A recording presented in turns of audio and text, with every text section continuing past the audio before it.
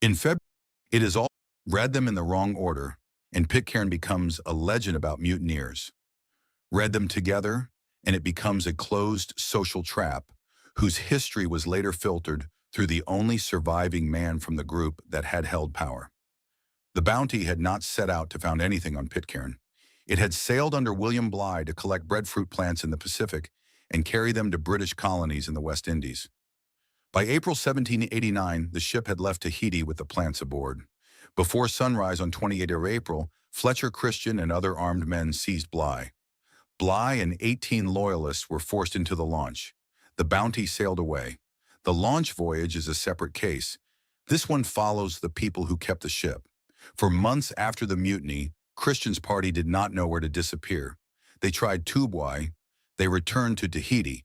Some mutineers stayed there and were later captured by HMS Pandora. Christian, John Adams, Edward Young, William McCoy, Matthew Quintal, John Williams, John Mills, Isaac Martin, William Brown, and their Polynesian companions sailed again. Put the map in 3 points: Tahiti, Tubuai, Pitcairn. The first two were known places, tied to people, trade, families, and risk. The third was remote, mislocated on some charts, and empty of living settlement when the Bounty arrived. The map matters because Pitcairn was not a natural destination. It was a hiding place chosen after other options failed. Tahiti was too connected.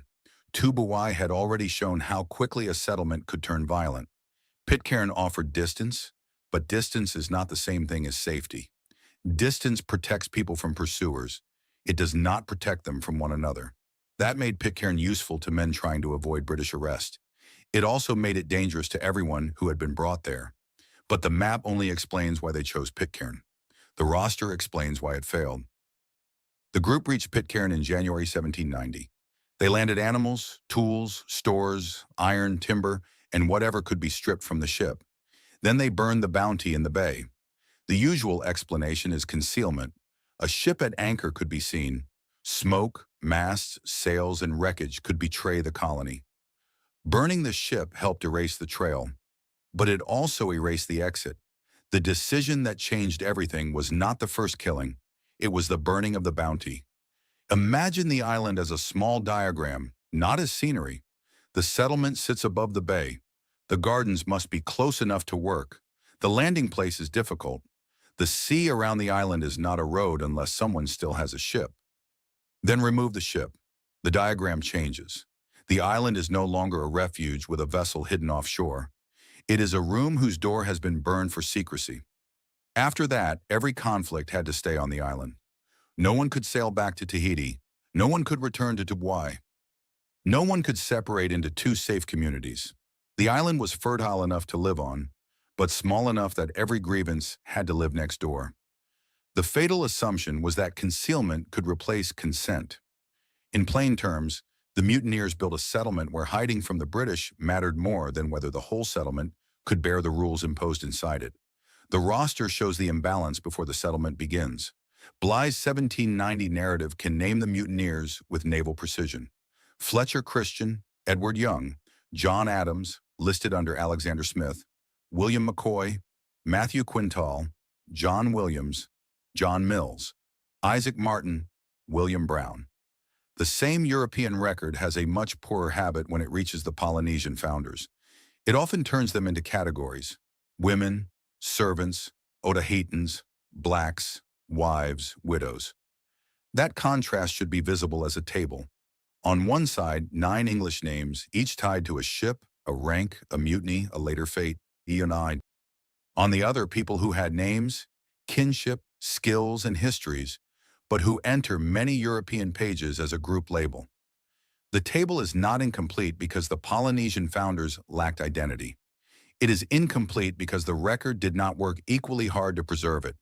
Later genealogies and scholarship preserve many names: Mauatua, Teraura, Teo, Tevarua, Tuafaiti, Vahiniatua, Tehuteatuaonoa, and others. The spellings shift. Some names are paired with English names assigned later. Some identities survive because descendants and island records kept them alive after European documents had made them hard to see. This is not a small archival inconvenience. it is the case. The British record knew the sailors as men with histories. It often knew the Polynesians by function. That difference shaped the legend before the legend had a title. On Pitcairn, land was not an abstract possession. Land meant food. Food meant standing. A woman was not an abstract wife in a source table.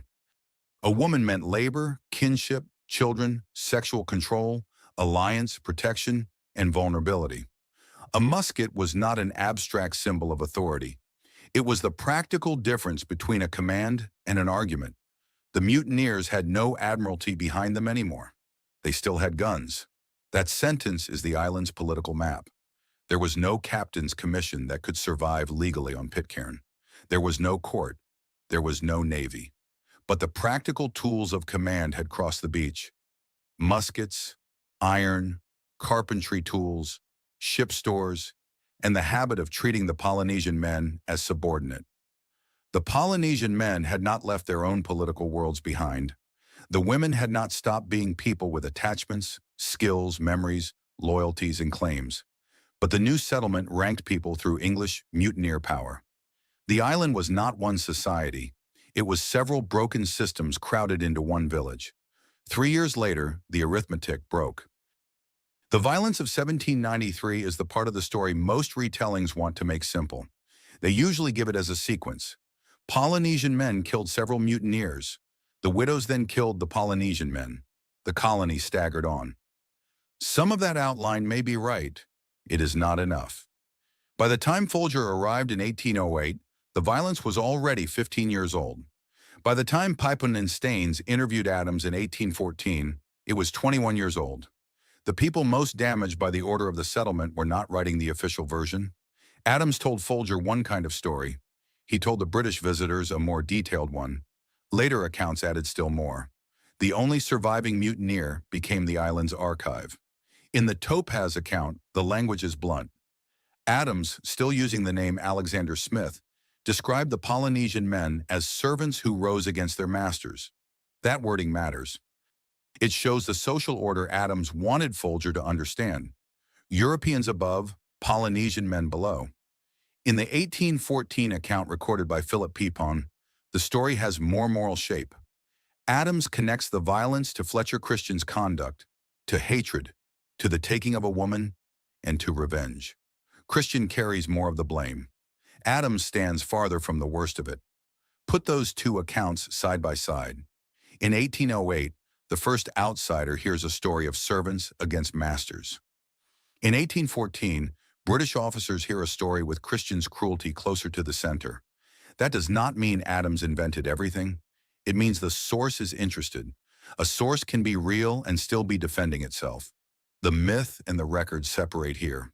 The legend says Pitcairn began in blood and was redeemed by John Adams, Bible in hand, teaching the children after the bad men were gone.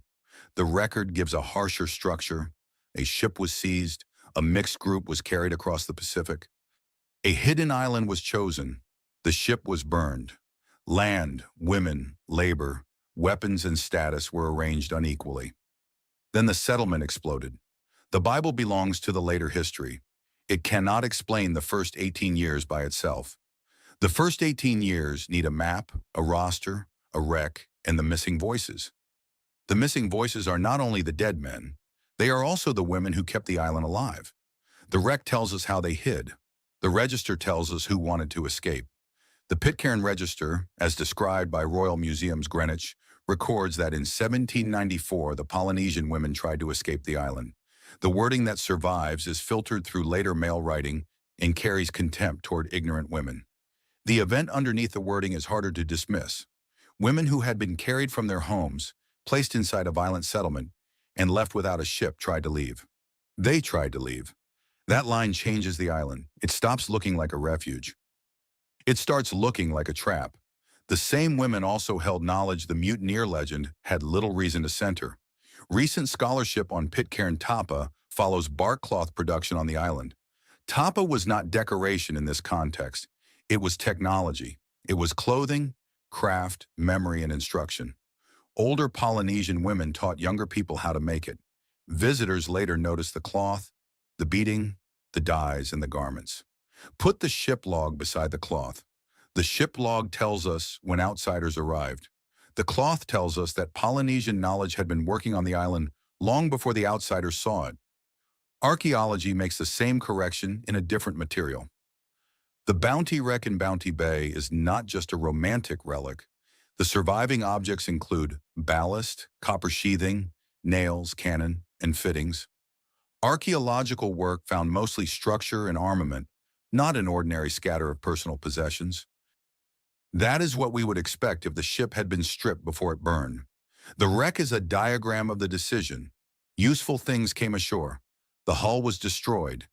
The evidence left in the bay is not only that the ship burned, it is that the ship first became a storehouse, then became a wall between the settlement and escape. This is what we know. We know enough to reject the myth. This is what we do not know. We do not know enough to pretend Adams gave us the whole truth. The confirmed record is still hard enough. 28 people, unequal power, a burned ship, an island too small for separation, and later histories that let one surviving mutineer speak more loudly than the people his story had helped bury. We cannot restore every scene, but we can say this clearly. Pitcairn was not a clean story of mutiny, punishment, and redemption. It was a story of power, isolation, and control over memory. After 1783, the island did not settle into peace all at once. William McCoy died in 1798 after the men learned to distill alcohol from local roots. Matthew Quintal became violent enough that Adams and Edward Young killed him in 1799. Young died in 1800. Adams remained. That is the surface chronology. The deeper fact is that the original male power structure had eaten itself. The colony survived because children lived, food grew, women worked, Polynesian skills continued, and Adams lasted long enough to become the voice outsiders heard. When the Topaz arrived in 1808, the scene looked almost impossible. Folger found English-speaking young people on an island no British search had solved. He found an old mutineer under a false name. He found a community with bounty objects still present. Later accounts connect the visit to the ship's compass and chronometer. The exact object trail matters less than the larger fact. The bounty had turned from ship into evidence. For Folger, Pitcairn answered a maritime question. Where did Christian's party go? For the people on the island, the Topaz did something else. It opened the outside record again. The ship log is the last confirmed point for the first phase of Pitcairn history. Before it, the reconstruction is built from later accounts, register entries, archaeology, and comparison. After it, visitors begin writing the island into the world again. But outside contact did not solve the story. It gave Adams an audience. In 1814, HMS Tagus and HMS Britain reached Pitcairn. Philip Pipon and Thomas Staines came ashore. They found order, crops, piety, young people, and a community that seemed to depend on Adams. They did not arrest him. Pipon wrote that removing him would be cruel. That was probably a humane decision. It also helped turn Adams into the acceptable center of the story. The officers could have treated him as a wanted mutineer. Instead, they saw a functioning community and an old man who had become necessary to it. Once the British visitors decided that Adams should remain, the legend had a stable shape. The mutineer who might have been punished became the patriarch who should be spared. The colony that began in coercion and violence became evidence of repentance and providence. Later missionary and 19th century retellings like that shape. It gave them a moral arc: sin, isolation, scripture, order. It made Pitcairn useful as a lesson. But lessons can hide people. The Polynesian men are often remembered as a problem the colony overcame. The Polynesian women are often remembered as wives, mothers, widows, or helpers. That is not enough. They were founders. They were also the people whose choices were least preserved by the documents that later claimed to explain them. The register records births and deaths. The visitors record what they saw.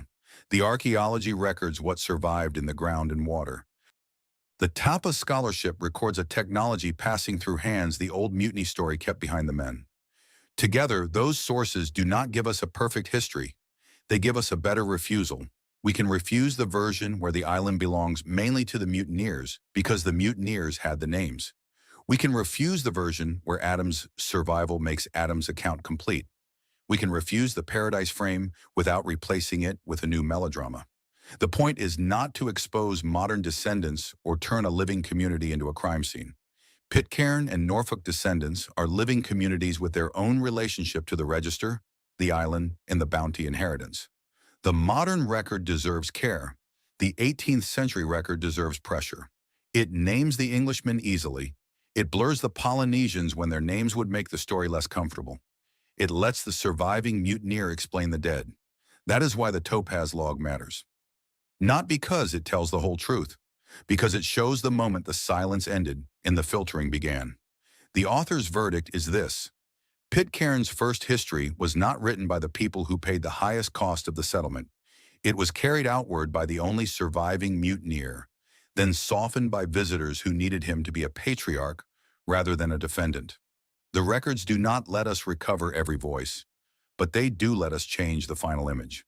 The Topaz did not find a lost paradise. It found John Adams standing at the entrance to the archive, and behind him were the people the archive had almost erased.